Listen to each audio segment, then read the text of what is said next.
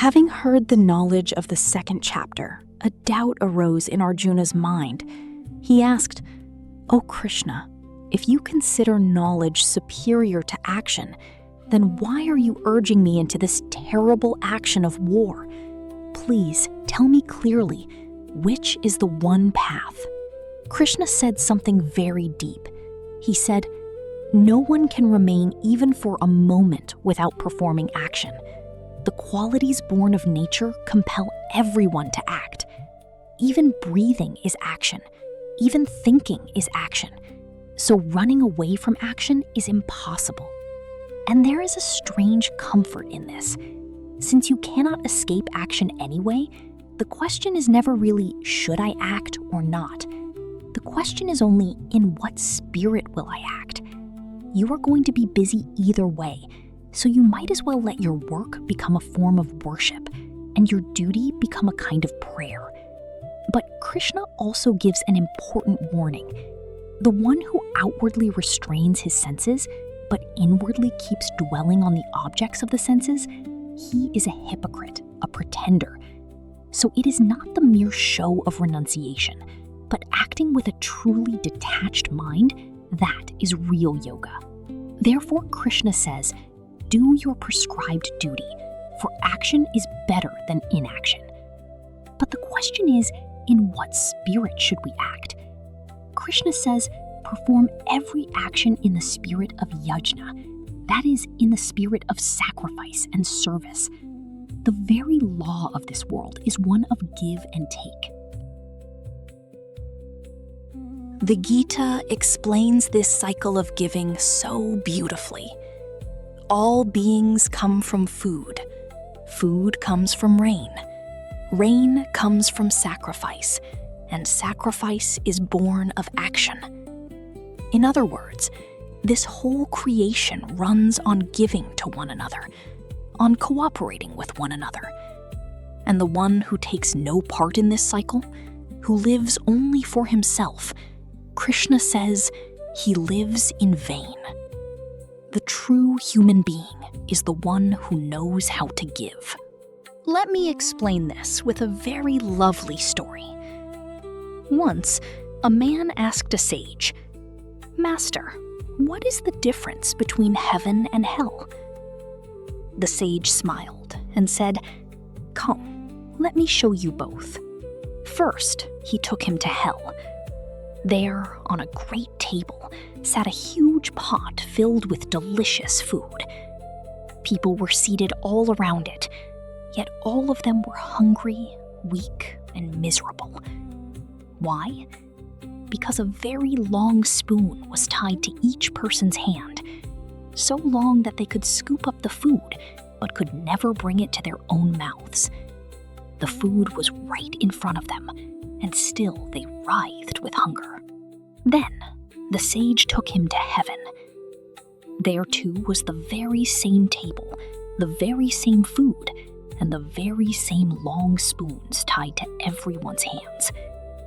But here, all the people were happy, well-fed, laughing and talking.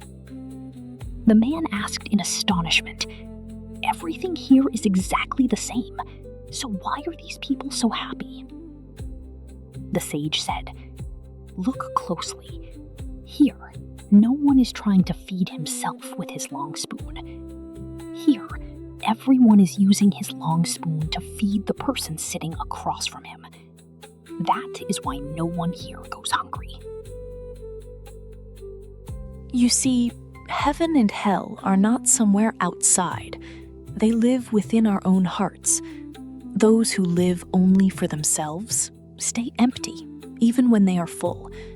And those who know how to give, how to serve others, stay content and joyful, even with little. This is the true meaning of yajna, of selfless service.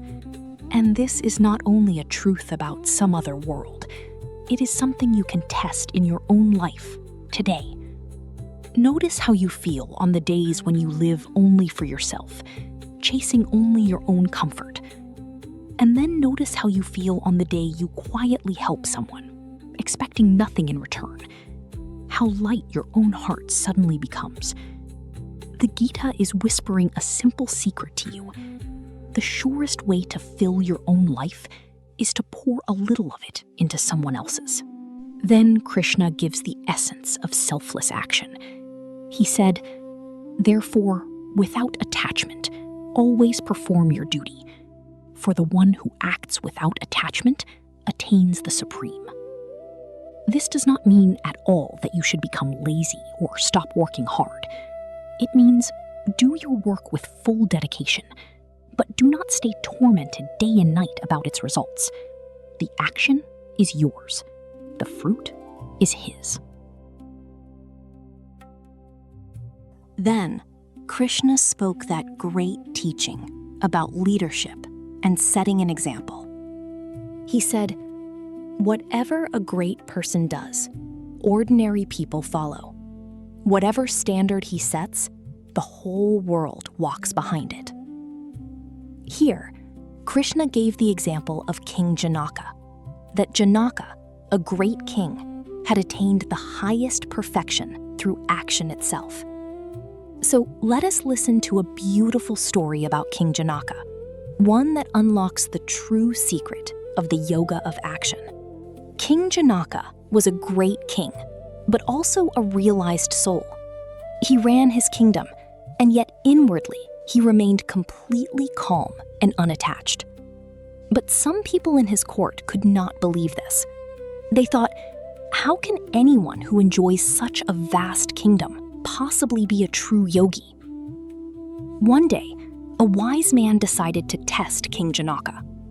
He placed in the king's hands a bowl brimming with oil and said, "O king, you must walk all through the city carrying this bowl. Today there is a great festival everywhere, dancing, music, all kinds of spectacles. But there is one condition. Not a single drop of oil must spill from this bowl. And if even one drop falls, the soldiers walking behind you will cut off your head at once." King Janaka took the bowl and began his journey through the city. All around was celebration. Here dancers were dancing. There music was playing. Somewhere sweets were being handed out. But King Janaka's entire attention was on that bowl of oil.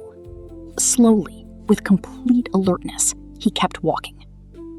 He went all through the city and returned, and not a single drop of oil had spilled. Then the wise man asked, "O king, there was such a grand festival in the city today. Tell me, what all did you see? Which dance was the most beautiful?" King Janaka said calmly, "Forgive me, but I saw nothing at all. No dance, no music, no spectacle. My entire attention was only on this bowl of oil, for my very life rested upon it." The wise man smiled and said, "O king, now I understand how you can be a yogi even while ruling a kingdom. Just as today you kept your full attention on this bowl while walking through the whole city, so you keep your attention fixed on the divine while performing all the actions of the world. You live in the world, but the world does not live in you." You see, this is the essence of the yoga of action. You do not have to abandon the world and run to a forest. You have to live in the world, perform all your duties, and yet remain calm and unattached within, like the lotus leaf, which lives in the water and yet is never wetted by it. This is such a freeing teaching. It means you do not have to choose between a full life and a peaceful one. You can raise your family, do your job, meet all your responsibilities, and still keep a quiet, unshaken center within you, as long as you remember where your true anchor lies. Live in the world with all your heart. Just don't let the world become the only thing that lives in you. Then Krishna lifted the veil of the ego.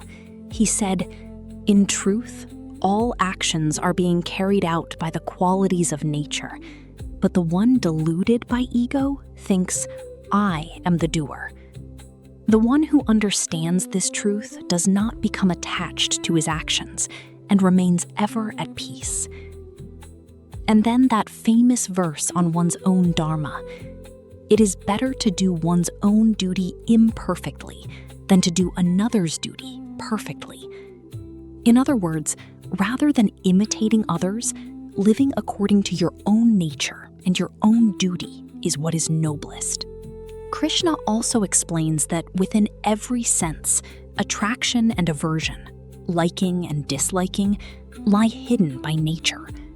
But a wise person must never fall under their control, for these two are the greatest enemies on his path, the ones that lead him astray again and again.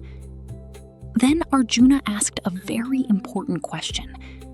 "Oh Krishna, what is that force which drives a person to sin, even against his own will, as if by compulsion?" Krishna named that root enemy. It is desire. It is anger, born of the quality of rajas. It is all-devouring and greatly sinful. O Arjuna, know this to be your greatest enemy in this world. He explains, just as fire is covered by smoke and a mirror by dust, so a person's knowledge and wisdom are covered by this enemy called desire. This desire is a fire that never goes out. The more you feed it, the more it flares up. Let me help you feel this fire of desire, this never-ending craving, through a very deep story.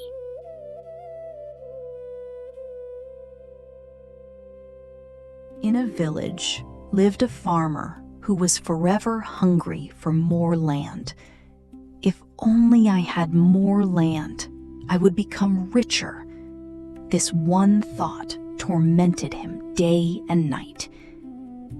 One day, he heard that in a distant village, land was given on a strange condition. He went there. The chief said, "Just give 1,000 gold coins, and from sunrise to sunset, all the land you can walk around on foot will be yours. But there is only one condition. You must return before the sun sets to the very spot from which you began. If you don't, you lose both your coins and the land." The next morning, as the sun rose, the farmer set off. He walked faster and faster, thinking, just a little more land, just a little more. Noon came, but his greed would not stop. He pushed on, farther and farther. When the sun began to set, he realized he had come far, far away from his starting point. Now he had to get back. He began to run back with all his strength to save everything. His breath grew ragged, but he did not stop. At the very last moment, just as the sun was setting, he reached the starting spot, gasping. But the instant he arrived, from exhaustion and his failing breath, he collapsed right there, and his life left him. The people buried him on that very spot. And how much land did he need to be buried? Just 6 feet. That much. You see, this is the truth of kama, of endless desire. Desire is never satisfied. The more you get, the more it grows. And in the end, it pulls a person under. This is why Krishna calls it the greatest enemy. You see, having desires is not wrong in itself. Desires are what move us forward.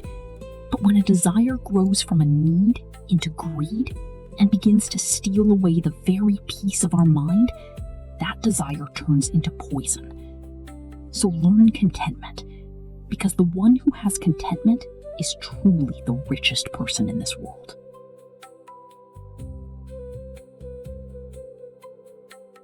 And please hear this clearly, so it never feels like a burden. The Gita is not asking you to have nothing, or to want nothing, or to give up your dreams. It is asking you to notice the difference between a healthy goal that you move toward with a calm heart and a restless hunger that can never, ever be satisfied. One gives your life direction.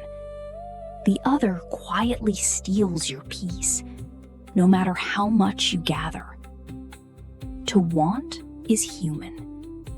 To be enslaved by wanting is the trap. So how do we conquer this enemy? Krishna gives a beautiful ladder. He said, the senses are higher than the body. The mind is higher than the senses. The intellect is higher than the mind. And that which is beyond even the intellect, that is your soul.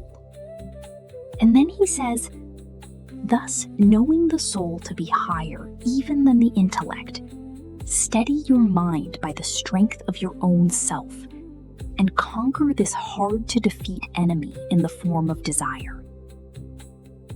In other words, do not be a slave to your desires. Be their master.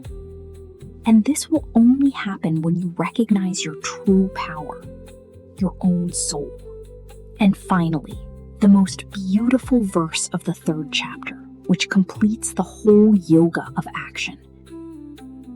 Krishna says, offering all your actions to me, the Supreme, and giving up hope, possessiveness, and ego, free of all fever of the mind, do your duty. In other words, act, but do not carry the burden of your actions on your own head. To surrender everything to the divine and live with a light, peaceful mind, this is the highest state of selfless action.